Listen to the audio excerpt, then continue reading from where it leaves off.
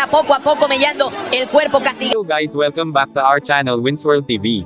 Ang pangarap na naging isang bangungot si Prince Albert Pag-ara ay nangarap na maging isang world champion. Kinalaban niya umano dito ang napakalakas na si Cesar Juarez, isang Mexican, na ginanap sa San Mateo, California. Gusto sanang tapusin ng mas maaga ni Prince Albert Pag-ara si Cesar Juarez, ngunit siya pala ang tinapos ng mas maaga. Natalo si Albert Pag-ara sa kanyang unang world title major trial fight, pinatumba siya ni Cesar Juarez sa pamamagitan ng 8-round knockout.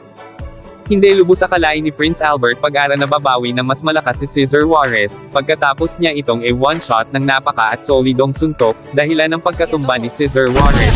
Perspectiva, una entrada. En corto ahí, Sí. de mano izquierda, envía la lona cuando iba con el impulso. César Juárez.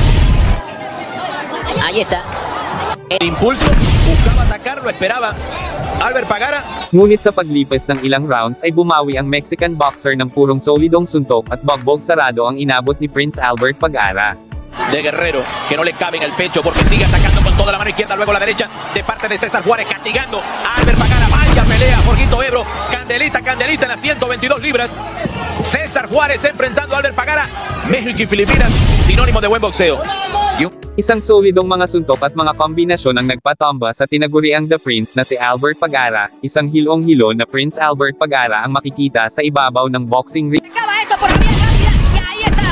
Por la vía del knockout, KO, la victoria. Matapos makatanggap ng mga solidong kombinasyon na suntok mula sa Mexican boxer na si Cesar Juarez, sinubukan niyang tumayo ngunit hindi niya ito kinaya. Bagamat may malay pa itong si Prince Albert Pag-ara ay sinakay na ito sa stretcher palabas ng boxing ring para dalhin sa pinaka-malapit na hospital para ito ay suriin, bilang isang mandatory procedure na karaniwang ginagawa sa mga boksingero sa mga ganitong sitwasyon.